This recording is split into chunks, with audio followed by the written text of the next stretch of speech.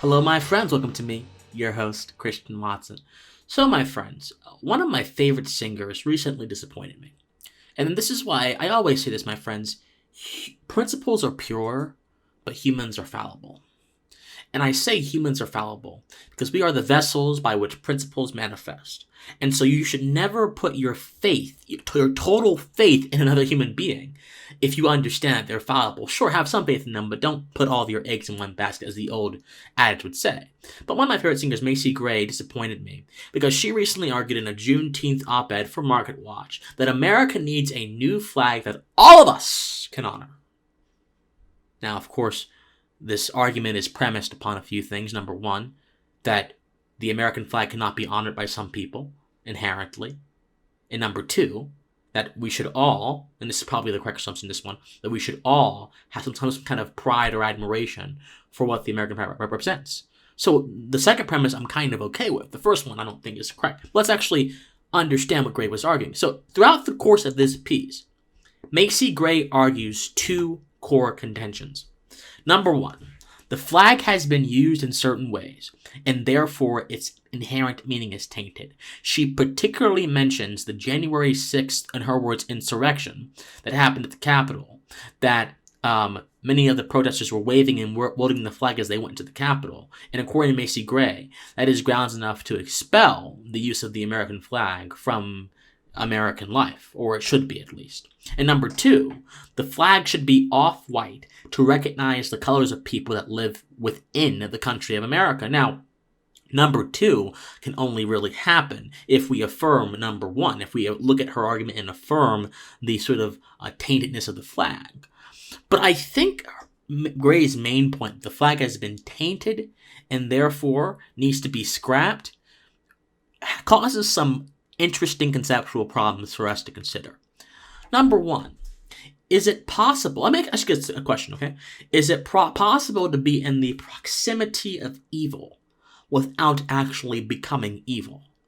If we look at the great traditions of the world and the great spiritual practices of the world, the entire goal, particularly in Christianity, is to be in proximity to the wicked without yourself becoming wicked. This is a matter of real willpower and resilience, and this is not just a story told in spiritual traditions. This is a story that we can evaluate a posteriori by looking at human history, looking at the great men of history like Martin Luther King and Mahatma Gandhi, who were in the presence of evil, but did not let themselves become overran by evil. Even though Mahatma Gandhi and MLK were certainly flawed individuals who had a lot of issues, a lot of personal issues, but that's not what we're talking about here. We're talking about their proximity to a wrong and not being overtaken by a wrong. If we're going to accept the principle that this can happen, this is possible, then we have to use this principle to examine Gray's claim about the American flag, because Gray's claim about the American flag is inherently concerned with proximity. She's saying because there were people who used to storm the Capitol, it is now being used as a message of hate.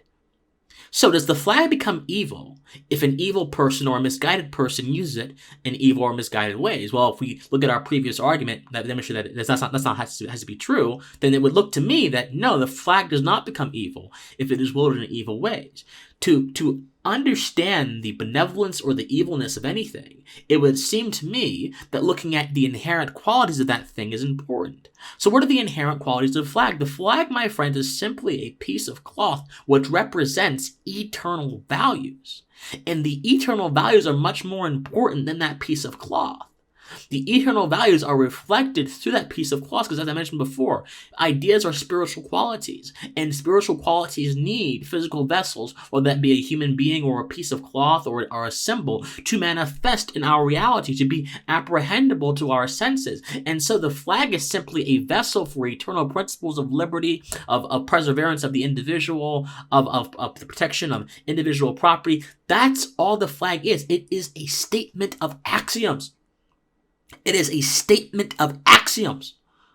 But Gray completely misses that point, and she makes it about a contemporary, temporal, historical event. And when you understand the flag as a representation of a historical event, either recent or past, you miss its core significance. Even though it has been used in certain events, does not necessarily mean that it is reflective of certain events. But then to say that the flag is not representative of everyone is kind of to miss the point again of the flag. The point of the American flag is to be bound to universal principles that stand above skin color, that stand above race, that stand above class, and that represent the fundamental value of natural human equality, the idea that we are all equal in our rights as human beings in a natural context devoid of civil society. That's what it is meant to represent. And yet, Macy Gray makes it about oppression, makes it about racial justice, makes it about the temporal significance of issues that come and go. America is again a nation founded upon issues that not come and go, but eternal universal principles, which is why America has been the greatest example of individual success and prosperity in the history of this world, because the political structures of almost every other government, historically and currently, are not conducive for the free flow of individual creative energy to go from the individual's mind, from the individual's heart, from the individual's mouth into society, into the world, to create, to germinate something beautiful. The American flag is as much a philosophical symbol as it is a historical one. And it would do Macy Gray a lot of good if she recognized that and she stopped binding herself to the mediocre patterns of our present. So now, we don't need to revise the American flag. We need to leave it alone and rather look at our relationship towards the American flag. And I'll have a video about that later.